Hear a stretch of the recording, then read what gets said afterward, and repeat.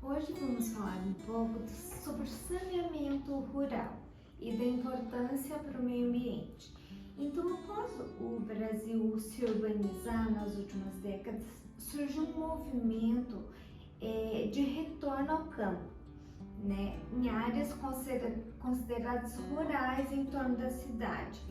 E uma das preocupações que surgiu foi com o saneamento dessa área de chácaras, de moradia, de lazer. Então, como que nós podemos equacionar essa situação? Se ouve falar saneamento, essa expressão saneamento básico, nós remetemos diretamente às cidades. E o Brasil realmente é hoje um país urbanizado. Nós saímos, segundo estimativas do IBGE, nós saímos de 20 milhões aproximadamente de habitantes no início do século passado, nos anos 1900, e nós chegamos ao final, por volta perto dos anos do ano 2000, já com mais de 200 milhões de habitantes. Então nós tivemos a população brasileira se decuplicou, mas além desse aumento expressivo, nós tivemos êxodos rurais, diversas ondas de êxodos rurais no século passado, no século XX, e o Brasil se tornou urbano. Hoje nós temos um quadro de mais de 80% da população e com tendências de chegar a 90% da população morando nas cidades. Então, evidentemente, essa concentração urbana, ela demanda diversos serviços públicos, e um deles, talvez um dos mais importantes, seja o saneamento básico, para tornar a vida concentrada nas cidades uma vida saudável, ou basicamente com esse piso de saúde pública necessário para que as doenças tão relacionadas à falta de saneamento não se proliferem como tivemos ondas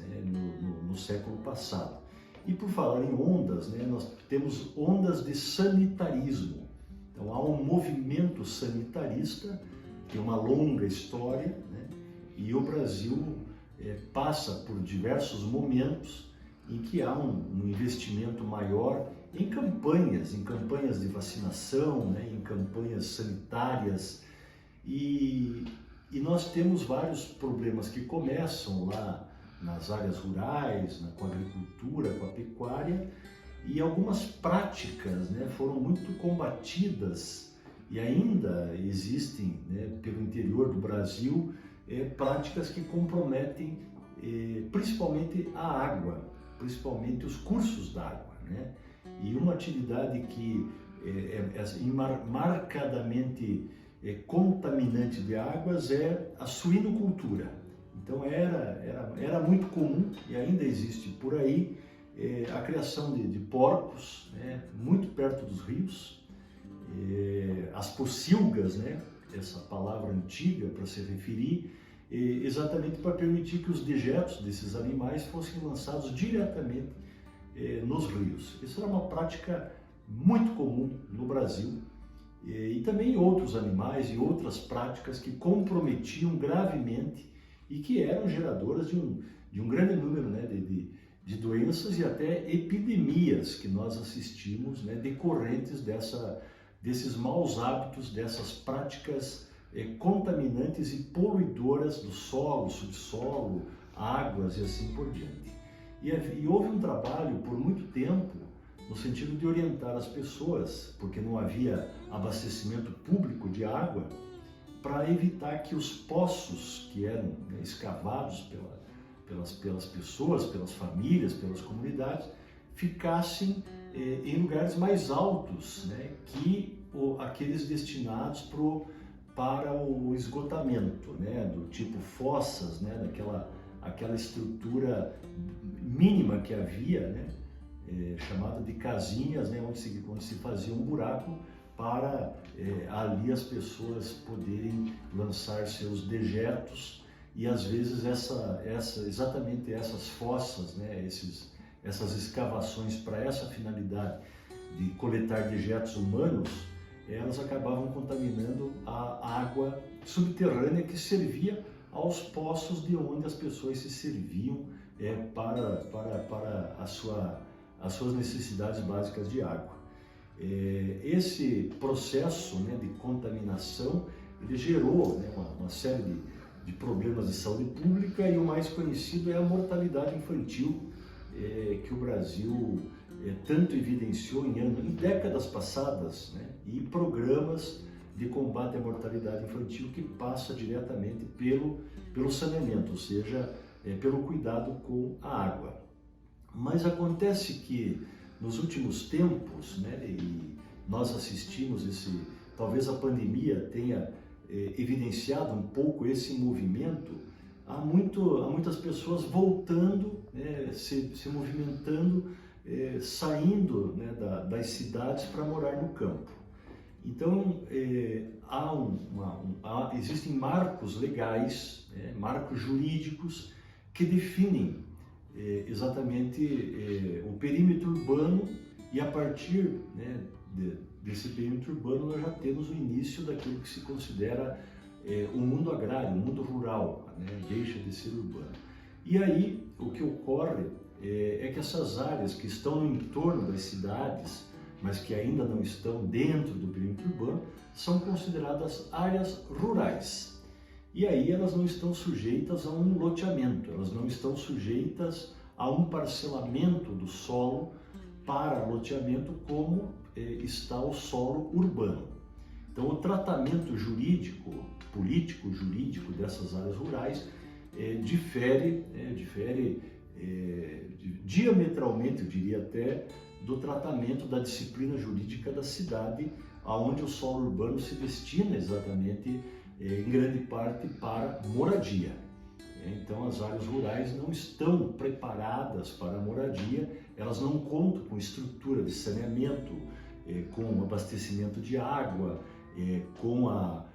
tubulação com redes, né, para coletar o esgoto sanitário doméstico, e as estações de tratamento de esgoto, que são mantidas pelo Estado ou mantidas pelas companhias, né, de saneamento, e algumas já com forte capital privado. Bem, essa zona, né, que está entre o urbano e o rural,